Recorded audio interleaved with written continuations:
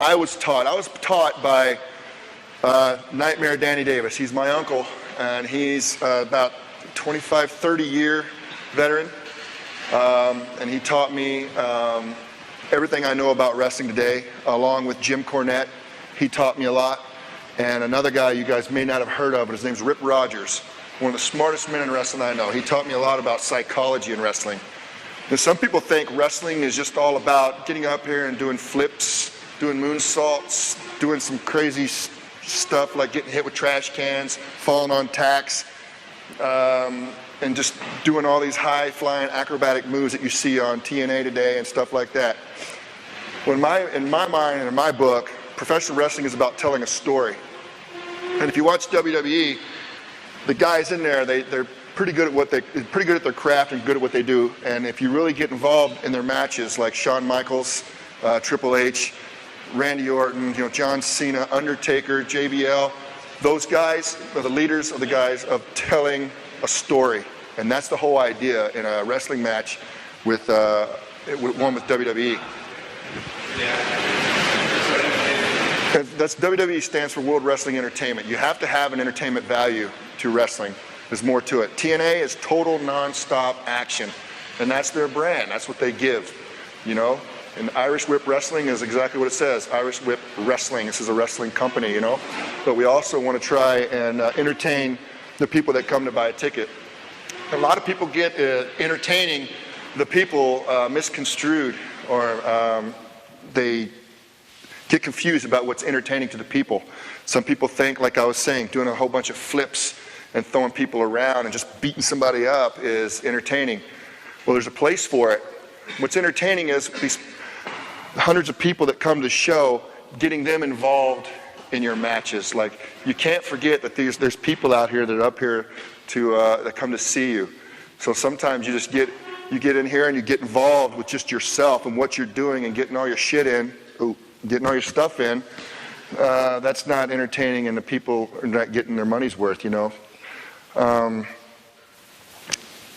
them just a little bit of introduction. I started out in 1993. Had to think for a minute. Holy shit.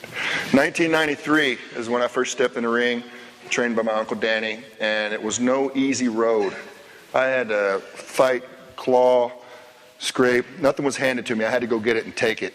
And people think it's easy. It's not easy. You don't just go outside and jump off of a house into a trampoline or throw somebody around on the ground and call yourself a wrestler. No, that's garbage in my book. It's called backyard wrestling. It's garbage. Don't do it. Don't get involved with that. Don't even have that label tagged onto you, because you'll be labeled that, a backyard wrestler, and they're not respected in our business. I don't respect them, because what they do is garbage. Beating themselves up, cutting themselves with chainsaw or weed eaters and glass and all that. Now granted, there's a ECW, which I was involved with. It's called hardcore, but a little bit of that is placed in matches, but it's done at the right spot. One second. It's done at the right time, at the right spot. Thumbtacks, all that comes to play, although I won't do it. That's not my style. I'm a mat technician, I'm a storyteller. I'm an entertainer. So it took me 10 years to get to the WWE. 10 years. It wasn't easy. I had to work 2 jobs on the side while I wrestled on the weekends, like probably most of you guys, most of the Irish Whip guys do. Oh, don't move around? Is it too much for everybody to come over here and stand? Will the camera still get it? Is that better? Yeah. Okay, let me face the camera. See, rule number 1 in TV, always face the camera. See, I mess up too. Where was I? 10 years. Thank you. At least somebody was listening. It took me 10 years to get to the WWE, to actually make it. And at the time I was working in an automobile factory and got a phone call while I was underneath the truck shooting bolts. that day, that phone call changed the rest of my life, because I got the phone call with WWE to be a developmental talent. So I reported to OVW, which in Louisville, Kentucky, which is where I lived already, and started my training. And then it took me a year and a half to get to the main roster. You know, nothing's given to you. They want to see how bad you want it, and you had to go to work every day, because that's what it was, work for in the developmental system, and work your way up from the bottom.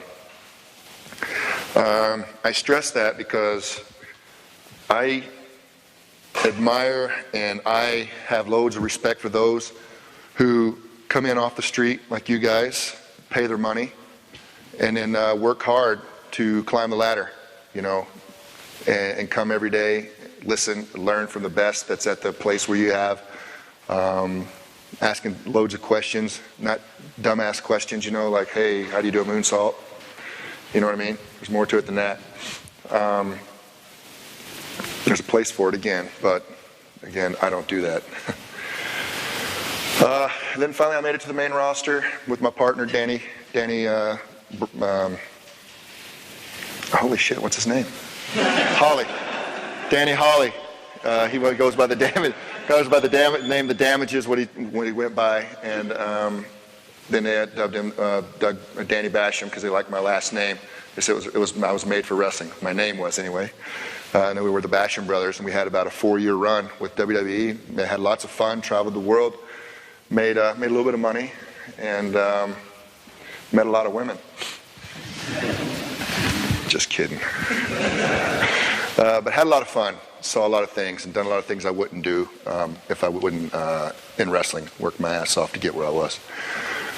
So that's kind of like a quick overview of my history, because a lot of people will read the internet and read stuff about me, and it's not true.